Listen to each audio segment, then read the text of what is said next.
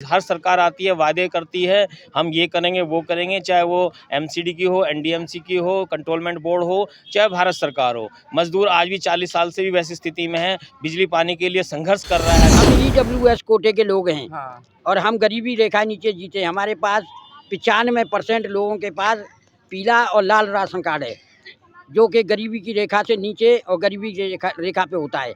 उसके बाद हमसे पैसा लिया जा रहा है मीटर का लिया जा रहा है, दलाली का लिया जा रहा है। खलासी आता है, वो कह रहा है 2000 रुपया देगा तो मैं लगाऊंगा तार। अब लाइनमैन आता है, बोले 500 रुपया देगा तो मैं तार डालूंगा। ये मानने वाले भी नहीं है। इनको मजबूर किया जाएगा जब ये मजदूरों की बात सुनेंगे। इनको मजबूर किया जाएगा तब ये मजदूरों की बात सुनेंगे। आपको पता होना चाहिए कि मजदूर इस देश की बैकबोन है, रीढ़ की हड्डी है। रीढ़ की हड्डी को उतना दबाओ, उतना वजन डालो कि सह पाए। अगर ये टूट गई तो पूरा देश धर धरा के गिर पड़ेगा। सरकार नाम की कोई चीज़ नहीं है हमारी नज़रों में। और ये जो एडमिनिस्ट्रेशन है, एनडीएमसी या नगर निगम या दिल्ली प्रशासन, वो बिल्कुल भी काम नहीं करता, क्योंकि मुख्यमंत्री को इस तरफ ध्यान देने की ज़रूरत ही नहीं है। और एनडीएमसी तो होम मिनिस्टर के अंदर आती है। होम मिनिस्टर बिल्कुल भी जो है चिट्ठी पढ़ने तक का टाइम नहीं।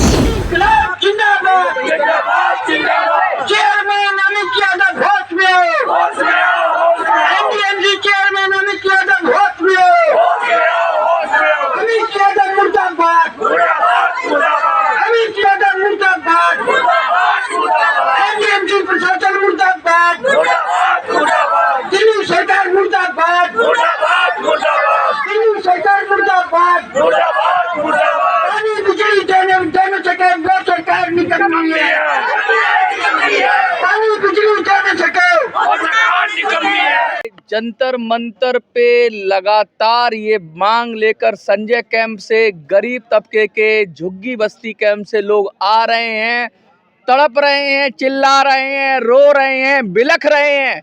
लेकिन सरकार है कि सुनती नहीं, सरकार है कि मानती नहीं। और लगातार संगठित रूप से इनका शोषण हो रहा है। हजारों रुपए लूटे जा रहे हैं इनसे। हजारों रुपयों के बिजली के मीटर के नाम पे इनसे वसूली की जा रही है। किसी से 10,000, किसी से 20,000, किसी से 15,000। जैसा जहां दाव लग रहा है उस तरीके से दाव चल रहा है। पूरी तरीके से दलाली चल रही है संजय कैंप में। ये लोग वो हैं जो दिल्ली के प्रोमिनेंट एरिया में रहते हैं। ये लोग वो हैं जिन्होंने दिल्ली को इतना सुंदर बनाया। ये लोग वो हैं जो दिल्ली का निर्माण करते हैं। और आज इन्हीं की बस्ती में बिजली के लिए ये लोग तड़प रहे हैं, चीख रहे हैं, चिल्ला रहे हैं, आहें भर रहे हैं। लेकिन सरकार है गुजरात चुनाव में जाके व्यस्त है। सरकारी मुख्यमंत्री हैं, केजरीवाल जी हैं, गुजरात चुनाव में जाके व्यस्त हैं। दिल्ली संभलती नहीं है, गुजरात संभालेंगे। पिछली बार भी आप आए थे लगातार इस मुद्दे को लेके। सैकड़ों की संख्या में महिलाएं और बच्चे और हर तरह से लोग आए थे, गरीब लोग आए थे। क्यों नहीं सुन रही सरकार? सरकार का इधर कोई ध्यान ही नहीं है, सरकार का कोई मतलब ही नहीं है। सरकार नाम की कोई चीज़ नहीं है हमारी नज़रों में। और ये जो एडमिनिस्ट्रेशन है, एनडीएमसी या नगर निगम या दिल्ली प्रशासन, वो बिल्कुल भी काम नहीं करता, क्योंकि मुख्यमंत्री को इस तरफ ध्यान देने की ज़रूरत ही नहीं है। और एनडीएमसी तो होम मिनिस्टर के अंदर आती है। होम मिनिस्टर बिल्कुल भी जो है चिट्ठी पढ़ने तक का टाइम नहीं उस पर। फुटबॉल बना दिया गया है कि जनता को कि तुम जाओ केजरीवाल के ऊपर डाल दो, केजरीवाल जी जाओ एनडीएमसी के ऊपर डाल दो। इस तरह से कर दिया गया है। एक दूसरे के ऊपर डालते रहते हैं और कोई भी समाधान करने को तैयार नहीं है। ये लोग जो है जून और मई और जुलाई और अगस्त के महीने में गर्मी से तड़प तड़प कर मर गए। बहुत सारे बच्चे बीमार हो गए। वहाँ 5,000 झुग्गियाँ हैं और 25,000 पॉपुलेशन है, जिसमें 0 से 6 बरस के 2,000 बच्चे हैं। और मेरे जैसे बुजुर्ग जिनको सहारे की ज़रूरत है वो 3,000 हैं। तो ऐसे लोगों के लिए कोई तरह का जो है वो नहीं है। और लोग झुग्गी के सामने जगह भी नहीं है कि बाहर निकल के सो जाए। ये गर्मी जो है किस तरह से काटी है यही जानते हैं सारे लोग। देखिए कितनी मानवीय त्रासदी है कि लोग तड़प रहे हैं, परेशान हो रहे हैं, क्योंकि झुग्गी में वैसे ही जगह कम होती है और बिजली बहुत इसेंशियल चीज़ है। तो बिजली अगर इस तरीके से वसूली की जाएगी, पहले भी आपको बिजली मिलती रही है लेकिन इस तरह से वसूली तो कभी नहीं हुई। नहीं, पहले बिजली जो है मतलब दलालों के द्वारा मिलती थी। जेईई भी दलाली करते हैं उसमें।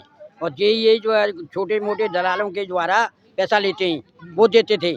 परंतु वो तार भी जो है खतरनाक था, और आज भी तार जो डाले हैं वो भी खतरे तो से आप पैसा देने में आपको आपत्ति नहीं है, लेकिन पैसा हमारे पास है ही नहीं, हम कहाँ से पैसा दें। नहीं, जो जैसे नॉर्मल बिल है वो तो आप नॉर्मल बिल तो हम दे देंगे, हाँ जो बिल आएगा सरकारी बिल आएगा वो हम देंगे, हाँ, लेकिन ये है कि ये वसूली नहीं कर, हम EWS कोटे के लोग हैं, हाँ और हम गरीबी रेखा नीचे जीते। हमारे पास 95% लोगों के पास पीला और लाल राशन कार्ड है, जो कि गरीबी की रेखा से नीचे और गरीबी की रेखा पे होता है। उसके बाद हमसे पैसा लिया जा रहा है, मीटर का। मीटर का लिया जा रहा है, दलाली का लिया जा रहा है। खलासी आता है वो कह रहा है 2000 रुपया देगा तो मैं लगाऊंगा तार, और लाइनमैन आता है बोले 500 रुपया देगा तो मैं तार डालूंगा, नहीं तो नहीं। क्या गरीबों का शोषण करना सबने अपना मूलभूत अधिकार समझ लिया है? आपको क्या लगता है कि लगातार जिस तरीके से लोगों से पैसा वसूला जाता है, आप उनको रेगुलराइज नहीं करते, मीटर आप देते नहीं हो, इतना पैसा बना दिया गया है मीटर का कि बेचारा लगवाए तो लगवाए कैसे? देखिए, ये जो रास्ता है संघर्ष का ही रास्ता बचता है मज़दूरों के लिए। तो जो मज़दूर शहर को बनाता है, जिसको हम मज़दूर को शहर का निर्माता कहते हैं, जो इस शहर को बनाने में, चलाने में, आर्थिक व्यवस्था को बढ़ाने में जिसका योगदान है, जो असंगठित क्षेत्र का मज़दूर है, वो इन बस्तियों में रहता है। श्रमिक बस्ती हम इनको बोलते हैं। इन कैंपों में जो रह रहा है, संजय कैंप की जिसकी हम बात करके आज यहाँ आए हुए हैं, वो कैंप इतना पुराना है कि 40 साल से पुराना वहाँ पे लोग रह रहे हैं, और एक VIP एरिया में, चाणक्यपुरी के एरिया में है, और वहाँ हर जो मज़दूर है काम करता है, वो किसी ना किसी सरकारी अधिकारियों के लिए काम कर रहा है, चाहे उनके घर में राशन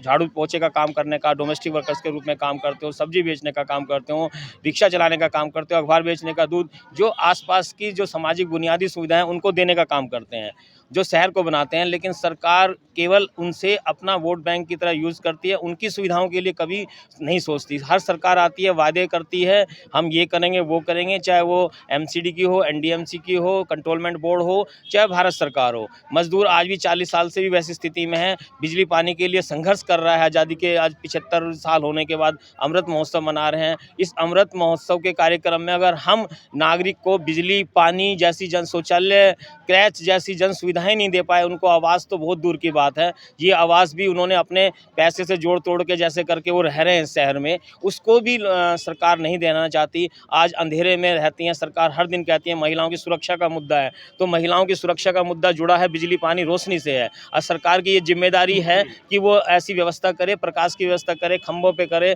वो CCTV कैमरे तो लगा सकती है, लेकिन ये बिजली झुग्गियों को में रहने के लिए इनको लाइट की व्यवस्था नहीं कर सकती है। सरकार की जिम्मेदारी है कि वो उनकी व्यवस्था करे, बिजली की, पानी की व्यवस्था करे। हम ये मजदूर ये नहीं चाहता कि आप फ्री में दो, हम ठीक है, आप उसका जो बिल आएगा, किराया वो आएगा, हम देंगे। लेकिन ये जो अंधेरगर्दी केवल सुविधा देने के नाम पे आप 10,000, 15,000, 20,000, जहाँ हम 200-300 रुपये दिहाड़ी कमा नहीं पाते मजदूर, वो कैसे 10,000, 15,000 रुपये देगा? और जबकि तार जिस भी अपने पल्ले से ला के दो, और मीटर भी अपने पल्ले से ला के दो, खर्चा भी अपने पल्ले से दो, कि तो ये तो मजदूरों के साथ अन्याय है। इस देश के शहर में, दिल्ली जैसे शहर में जहाँ मजदूर रहता है, उसके साथ इससे बड़ा शोषण, इससे ज़्यादा बड़ा अन्याय तो कहीं देखने को मिल नहीं सकता। इसीलिए मजबूर होकर, हम मजदूर हैं, हम जिस दिन अपने पे आते हैं, अपनी सुविधाओं को लेने के लिए आते हैं, तो हमारे पास केवल और कुछ रास्ता नहीं बचता, केवल संघर्ष का रास्ता बचता है। तो इसीलिए आज हम अपनी मांगों को लेकर यहाँ पर जंतर मंतर पर आए हैं।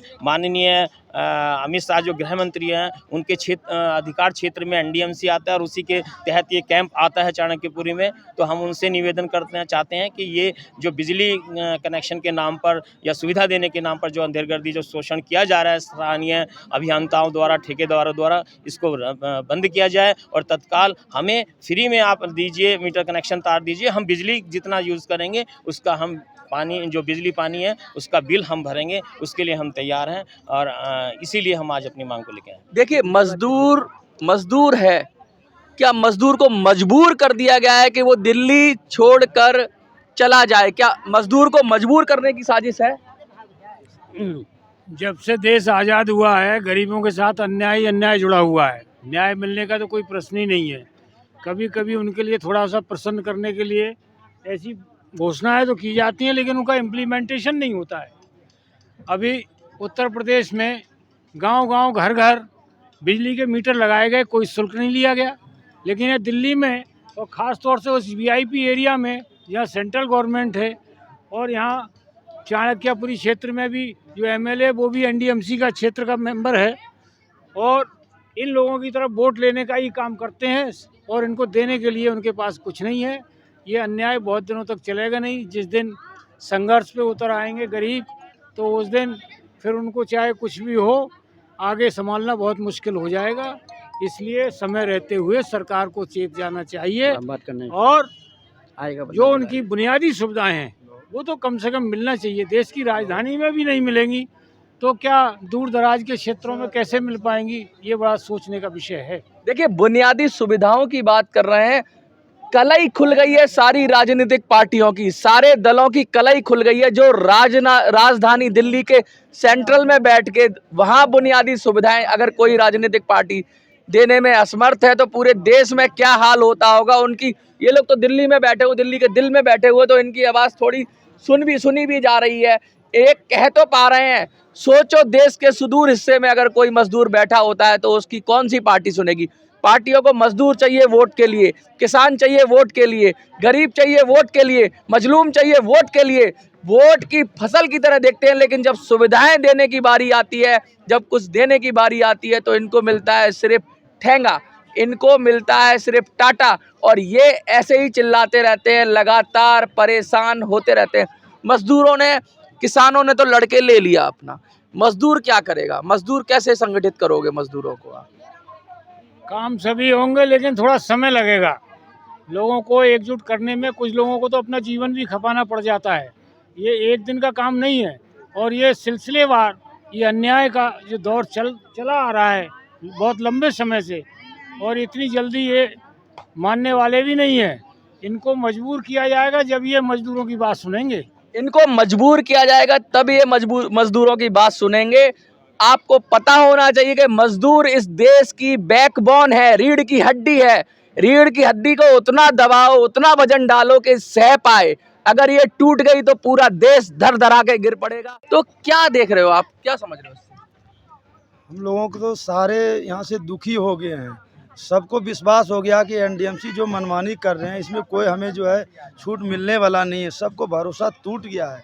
लेकिन मजबूर में आदमी बहुत सारे लोग हैं, जो कि 400 लोगों को करीब जो है मीटर लगाए गए हैं। 10,000 लेकर के, किसी को 15-10,000 पड़ा है, तार लगा करके 20,000 भी लगाए, 22,000 भी लगाए।